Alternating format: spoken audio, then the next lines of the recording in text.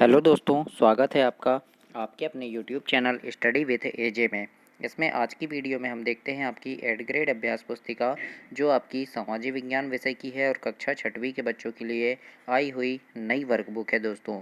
इसमें सामाजिक विज्ञान का हम देखेंगे और आपकी गणित, अंग्रेजी, हिंदी, संस्कृत, विज्ञान इनकी वीडियोस चैनल पे मैंने करवा दिया है, तो चैनल पे जा कर के उन वीडियोस को आप ज़रूर से देखिए। आज इसमें हम देखते हैं सामाजिक विज्ञान का आपका, और इसमें हम देखेंगे दोस्तों इतिहास का मैंने पूरा करवा दिया है 10 पार्ट तक। आज इसमें भूगोल का देखेंगे, भूगोल का इसमें 2 पार्ट देखेंगे, ग्लोब, अक्षांश एवं देशांतर, इसके बारे में जानेंगे।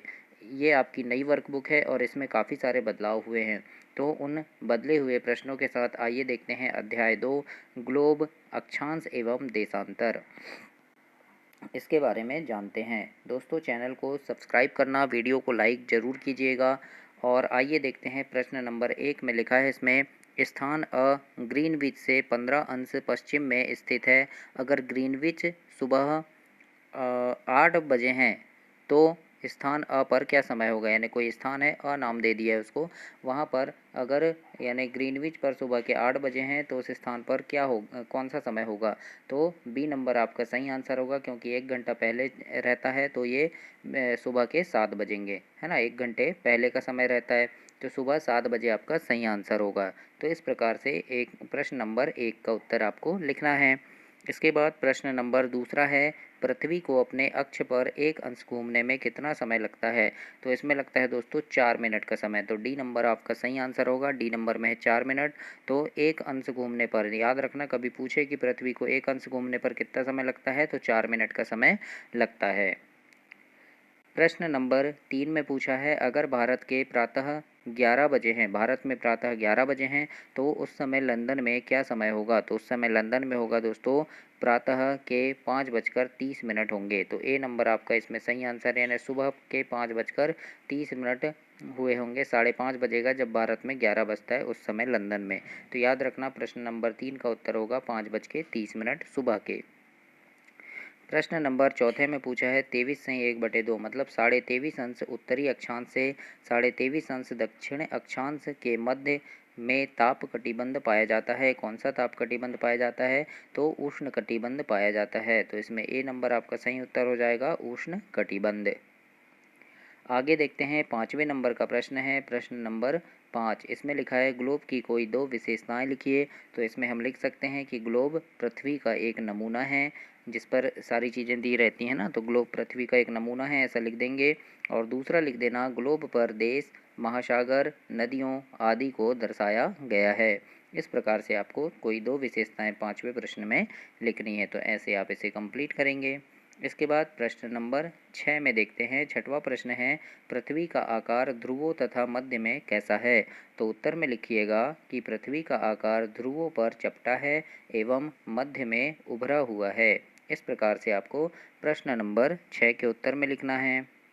इसके बाद 7वां नंबर का प्रश्न है, विषुवत रेखा पृथ्वी को कौन से 2 बराबर भागों में बांटती है। तो उत्तर में लिखिएगा दोस्तों कि विषुवत रेखा पृथ्वी को 2 बराबर भाग में बांटती है, जिसमें ऊपर का उत्तरी गोलार्ध और नीचे का दक्षिणी गोलार्ध है ना। ऊपर का भाग कौन सा है, उत्तरी गोलार्ध कहलाता है, और नीचे का भाग दक्षिणी गोलार्ध कहलाता है। तो इस प्रकार से आपको प्रश्न नंबर 7 के उत्तर में लिखना है। और दोस्तों चैनल को सब्सक्राइब करना, क्योंकि आपकी जो वार्षिक परीक्षा होगी अभी मार्च या अप्रैल में होगी, तो उस परीक्षा के पहले इस बार मार्च में होने वाली है, तो उस परीक्षा के पहले चैनल पे मैं बहुत सारे ऐसे वीडियो लेकर के आता हूँ जो जिनमें आपके अभ्यास प्रश्न होते हैं। वार्षिक परीक्षा में आने वाले अभ्यास प्रश्नों की सीरीज़ होती है, महत्वपूर्ण प्रश्न होते हैं जो आपके परीक्षा में पूछे जाते हैं। तो उन प्रश्नों को देखने के लिए, वे प्रश्न आपको परीक्षा के पहले मिल सके, कौन कौन से प्रश्न इंपॉर्टेंट होते हैं, तो उन प्रश्नों को देखने के लिए चैनल को सब्सक्राइब करके रखिएगा, ताकि जैसे ही वो प्रश्न मैं डालूँगा तो आपको वो प्रश्न मिल सके और उन्हें पढ़ करके आप परीक्षा में काफ़ी अच्छे नंबर ला सकें। और मेरी शुभकामनाएं हैं दोस्तों आपके साथ कि आप काफ़ी अच्छे नंबरों से पास हों, अपनी कक्षा में प्रथम स्थान प्राप्त करें। तो चैनल को सब्सक्राइब कर लीजिएगा। आइए देखते हैं प्रश्न नंबर 8 है, इसमें लिखा है, पृथ्वी के ताप कटिबंध के नाम लिखना है आपको। तो यहाँ पर पृथ्वी के ताप कटिबंध के नाम लिख दीजिएगा, उष्ण कटिबंध, शीतोष्ण कटिबंध और शीत कटिबंध। इस प्रकार से आपको नाम लिखने हैं। इसके बाद प्रश्न नंबर 9 में देखते हैं। इसमें लिखा है ग्लोब पर खींचे गए समांतर वृत्त क्या कहलाते हैं व इनकी संख्या कितनी है। तो इसके उत्तर में लिखिएगा कि ग्लोब पर खींचे गए समांतर वृत्त को हम अक्षांश वृत्त कहते हैं और इनकी संख्या 180 है ना। कितने कितने वृत्त हैं, तो 180 अक्षांश वृत्त हैं, याद रखिएगा। तो इस प्रकार से आपको प्रश्न नंबर 9 में लिखना है। इसके बाद आगे देखते हैं प्रश्न नंबर 10। इसमें लिखा है दोस्तों प्रश्न नंबर 10 में कि ग्लोब का चित्र बनाकर निम्नलिखित को दर्शाइए। विषुवत रेखा, कर्क रेखा, मकर रेखा, उत्तरी ध्रुव और दक्षिणी ध्रुव। तो ग्लोब आपके स्कूल में ग्लोब होगा, अब यहाँ पर है नहीं, लेकिन ये आपके प्रश्न क्रमांक 10 में दिया है। भूगोल वाला जो चैप्टर है आपका इस पाठ का, तो उसमें पेज नंबर 10 में आपका जो दिया है ग्लोब है ना। तो ग्लोब इस प्रकार से बना है। तो उसमें आपको मकर रेखा, फिर कर्क रेखा है ना, भूमध्य रेखा, इसको आपको दर्शाना है। विषुवत रेखा है ना, इस प्रकार से ध्रुव, तो यहाँ पे दक्षिणी ध्रुव है, यहाँ उत्तरी ध्रुव है। तो इस प्रकार से वहाँ पे ग्लोब में आप देखिएगा पेज नंबर 10 में बहुत अच्छे से दिया है दोस्तों उस चित्र को। तो आप यहाँ पर उसको बना दीजिएगा डायग्राम को। इसके बाद हम प्रश्न नंबर 11 देखते हैं। इसमें लिखा है उष्ण कटिबंध 23.5 अंश उत्तरी अक्षांश से 23.5 अंश दक्षिणी अक्षांश के मध्य ही क्यों पाया जाता है। तो इसके उत्तर में आप लिखिएगा क्योंकि हमारी पृथ्वी 23.5 अंश झुकी हुई है और कर्क रेखा और मकर रेखा के बीच सभी अक्षांशों पर सूर्य वर्ष में एक बार दोपहर में सिर के ठीक ऊपर होता है। इसीलिए उष्ण कटिबंध 23.5 और अक्षांश और उत्तरी अक्षांश से 23.5 दक्षिणी अक्षांश के मध्य पाया जाता है। इस प्रकार से आपको प्रश्न का उत्तर लिखना है। इसके बाद आगे हम देखते हैं प्रश्न नंबर 12 है। इसमें पूछा है कि देशांतर रेखाओं की विशेषताएं लिखिए। तो उत्तर में लिखिएगा कि ये अर्धवृत्त हैं, इनके बीच की दूरी ध्रुवों की तरफ बढ़ने पर घटती जाती है एवं ध्रुवों पर शून्य हो जाती है। तीसरा लिख देना सभी देशांतर रेखाओं की लंबाई समान होती है।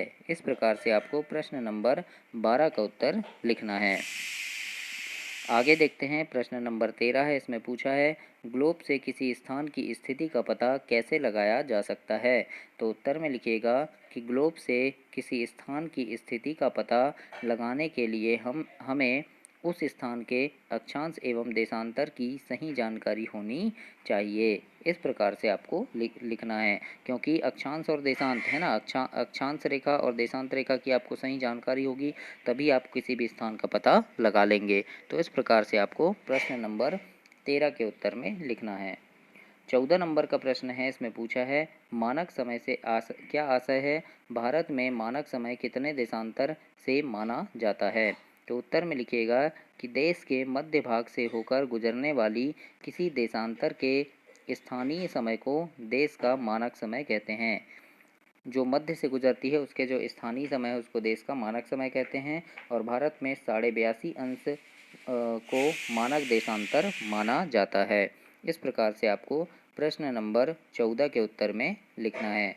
और दोस्तों आपका पार्ट 2 इसी के साथ समाप्त हुआ। अगली वीडियो में हम पार्ट 3 देखेंगे भूगोल का। तब तक के लिए आप चैनल को सब्सक्राइब कीजिए, वीडियो को लाइक कीजिए और अपने दोस्तों तक भी इसे शेयर कीजिए। धन्यवाद।